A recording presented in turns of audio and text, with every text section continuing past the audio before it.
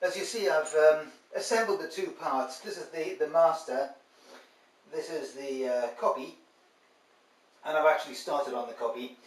I've assembled the two of them onto a single piece of plywood to keep them the right distance apart while I'm working on them. Because of course, in the copier, the follower is going to be there and the rotor bit is going to be here. So that as they move together, these two have to be an exact distance apart. Here's the carving that I've done so far, and you can see it's going to take a tremendous amount of cleaning up. This leaf here, you can see emerging over here. One of the problems is the cutter that I'm using. I've been using a ball nose cutter to clean this up, but going around the edge, all of these sharp little corners, the smallest cutter that I had was a 1/4 inch diameter, 6mm, so it can't get into those little spaces, and consequently you can see the corners are all just kind of rounded off.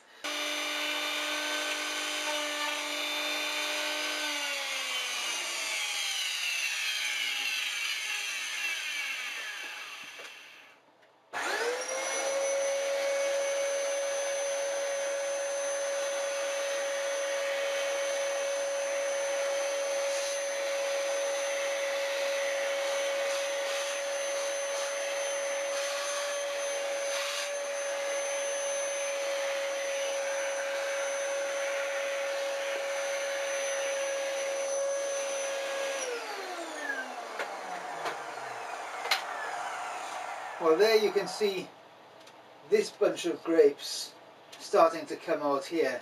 They're just very rough. I must go over it first with a different bit. This is a ball tip bit. I don't know if you can see that. So it's quite good for doing the smooth surface on the leaves and things like that. But for actually tracing the crisp outlines of things, it's not good at all. So I'll put a straight bit in and see if I can clean that up a little bit.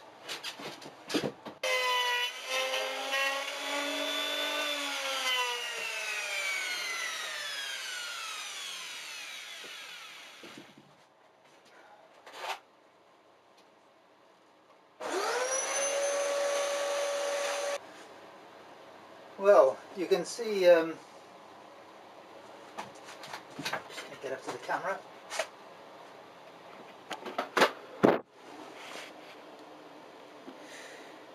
The shape is coming out of it there. You can see up at the top here, I've already cleaned it up a little bit. And there you can see something resembling a bunch of grapes. And some leaves and things, and I've cut the veins into a couple of leaves. There's my little caterpillar sitting on one of the leaves. This is going to be a bunch of grapes. You can see the basic shape of it there, and that's what it's come from. And the leaf next to it, you see, and you can see the leaf coming out of there. But still very crude at the moment. The copy carver doesn't in fact do a very close job.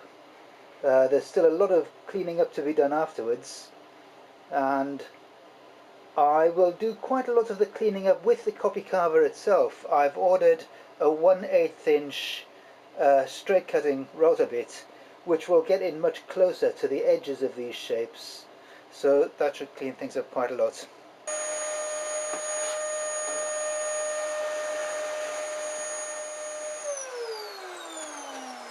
Well, I think that's as much carving as I'm going to do with the ball nose bit in here. You see it there. I'm going to wait until I get the 1/8 inch straight cut rotor bit, and then I'll finish off as much as I can, and then there's going to be a lot of finishing off with a chisel and cleaning it up afterwards. However, I'll show you that later.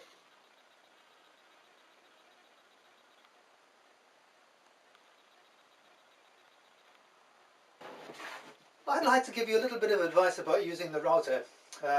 When you're using the copy carver, don't leave anything on the copy carver table that can fall. As you know, when the router is going, there's a little bit of vibration, and anything that's loose on the table tends to wander around a bit.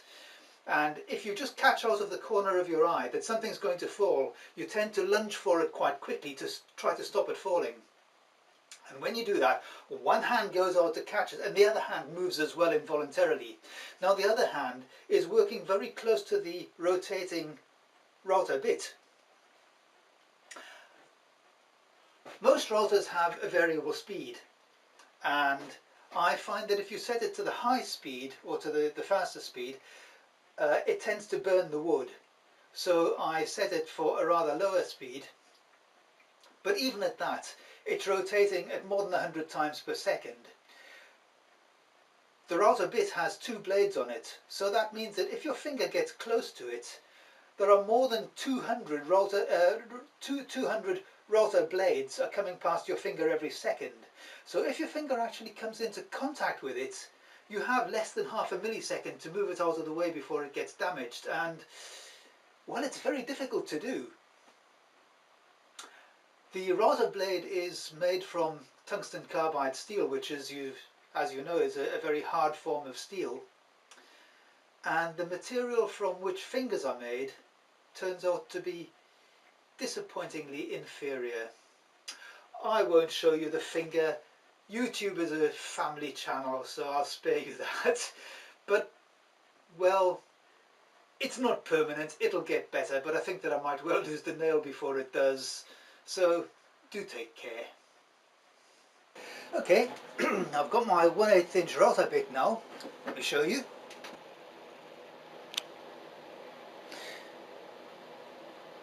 There it is. As you see, it's got twisted flutes. And I've been busy with it a little bit, but let me just show you what it does.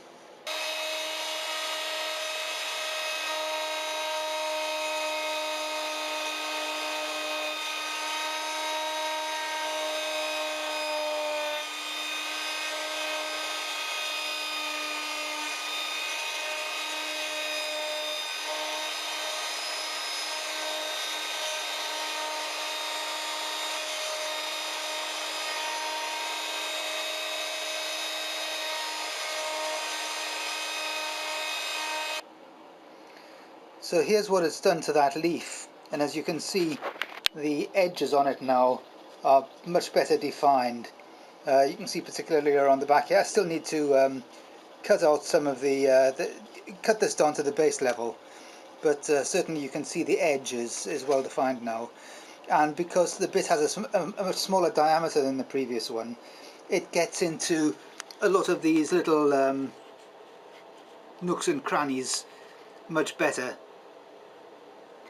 So when I finally clean it up with a chisel, there's going to be a lot less work to do.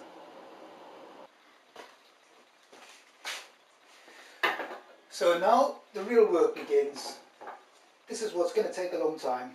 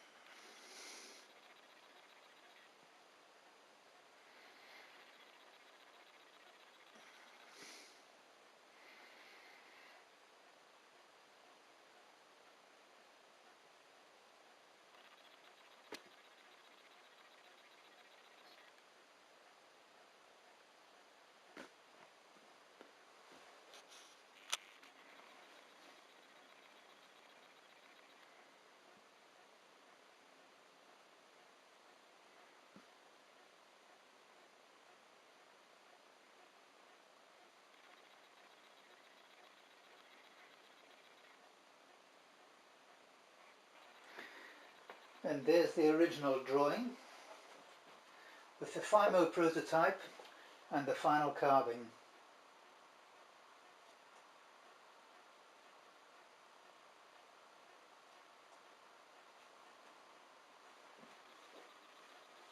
And there's the final product. I fitted a press to open latch on the door. You just got to press it in and it comes open. But there you are. You can see that I thickened the door up quite a bit. You might remember it was very thin.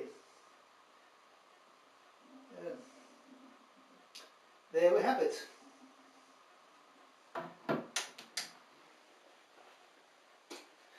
Well, quite honestly, this was my first ever attempt at carving, and it took quite a long time, but honestly, it's not difficult. I hope you'll make something too.